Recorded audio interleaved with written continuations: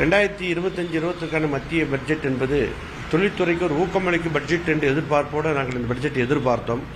ஆனால் பட்ஜெட்டை நிதியமைச்சர் வாசிக்கின்ற பொழுது அதில் எங்களுக்கு தெரிந்த ஒரே விஷயம், தனி மனிதன் வருமானம் 12 லட்சம் ரூபாய் வரைக்கும் வரி இல்லை என்று சொன்னது மட்டும்தான் இன்று இந்த பட்ஜெட்டை பொறுத்த வரைக்கும் ஒரு ஹைலைட் விஷயமாக பெரியதாக பூதாகரமாக காட்டப்பட்ட விஷயமாக பார்க்குறோம். அது ஒன்றை தவிர நடைமுறையில் இருக்கின்ற தொழில்களை முன்னேற்றுவதற்கும் குறு சிறு தொழில் தேவைகளை முன்வைக்கப்பட்ட கோரிக்கைகள் நிறைவேற்றுவதற்கும் அதற்கான நிதி ஒதுக்கீடும் என்பது இந்த பட்ஜெட்டில் எங்களை பொறுத்தவரைக்கும் இல்லை என்றுதான் நாங்கள் சொல்ல வேணும். குறிப்பாக சொல்லப்போனால் அதேமாதிரி ஜிஎஸ்டியில் உள்ள குளறுபடிகள் போக்குவதற்கான அறிவிப்பு, ஜாப் ஆர்டர்களுக்கு 5% வேண்டும் என்று நீண்ட நாள் கோரிக்கை இந்த பட்ஜெட்டில் அறிவிக்கப்படவில்லை. அதேமாதிரி தேசிய வங்கிகளில் வாங்குகின்ற தொழில் முனைவோர்களுக்கான கடன் வட்டி விகிதம் 5% குறைக்க வேண்டும் என்ற கோரிக்கையும் இந்த பட்ஜெட்டில் அவர் அறிவிக்கவில்லை. அதேபோல் சர்பாஸ் சட்டம், கடன் வாங்கி திருப்பி செலுத்துவதற்கு கால அவகாசம் ஏற்கனவே 180 நாட்கள் இருந்தது 90 நாட்களாக மாற்றி இன்று அதில் பல்லாயிரக்கணக்கான தொழில் முனைவோர்கள் திருப்பி செலுத்த முடியாமல் அழிந்து கொண்டிருக்கிறார்கள். மீண்டும் 180 நாட்கள் அதை மாற்றி அமைக்க வேண்டும் என்ற எதிர்பார்ப்பும் இந்த பட்ஜெட்டிலே அவர்கள் அறிவிக்கவில்லை.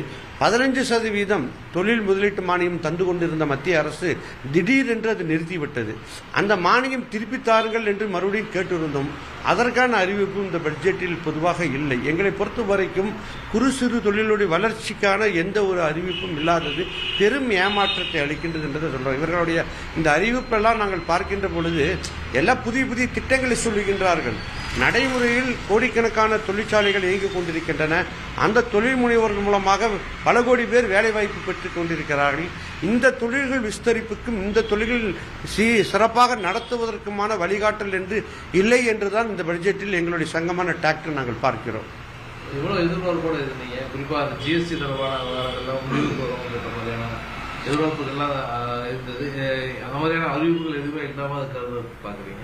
இல்லை, இந்த ஜிஎஸ்டி பொறுத்த வரைக்கும் என்னன்னு கேட்டிங்கன்னா பல குளறுபடிகள் அது உருவாக்கி ஜிஎஸ்டி ஒரே நாடு ஒரே வரி என்று அந்த ஜிஎஸ்டி அமலாக்கும் போது கொண்டு வந்தார்கள். நாடு முழுவதும் விலையேற்றம் என்பது மிக பெருமளவில் குறையும் என்றார்கள். ஆனால் எங்களை பொறுத்த வரைக்கும் ஜிஎஸ்டி வந்ததுக்கு அப்புறம் தான் குறு சிறு தொழில்கள் அழிவுக்கு காரணமாக அமைந்தது என்று சொல்கிறோம்.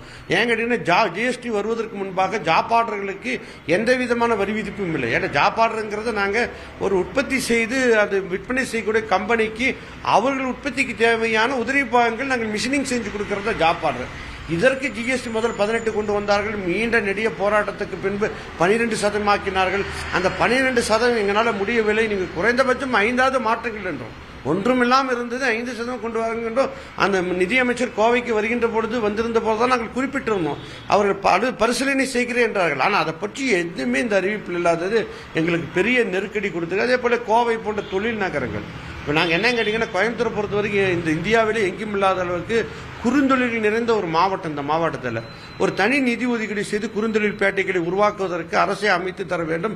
அது மாதாந்திர தவணைகளை செலுத்துவதற்கான வழிவகை செய்ய வேண்டும். அதுக்கான நிதி ஒதுக்கீடு அது செய்யலை. இப்போ என்ன கேட்டிங்கன்னா இப்போ நம்ம ஒரு விஷயத்தை பார்க்க போன இந்த பட்ஜெட்டில் இவர்கள் சில மாநிலங்களுக்கு முழுமையாக பல திட்டங்கள் அறிவிக்கிறார். தனிப்பட்ட முறையில் அந்த மாநிலங்களுக்கான திட்டங்கள் அறிவிக்கின்றார்கள். ஆனால் அதே நேரத்தில் கோவை போன்ற தொழில் நகரங்களில் இந்த வளர்ச்சி காண்பதற்காக நாங்கள் கேட்கிறோம், எந்த திட்டமும் தரமாட்டுகிறார்கள். இது ஒரு நெருக்கடியை நோக்கி தான் இந்த தொழிலை கொண்டு சென்று கொண்டிருக்கிறார்கள். இதிலிருந்து மீட்டெடுக்க வேண்டும். அதே போல நாங்கள் இன்னொரு விஷயம் என்ன எதிர்பார்க்கிறோம் கேட்டீங்கன்னா குறு சிறு தொழில்களுடைய பாதிப்புகளை கேட்பதும் கூட இல்லை என்று தான் பார்க்கிறோம்.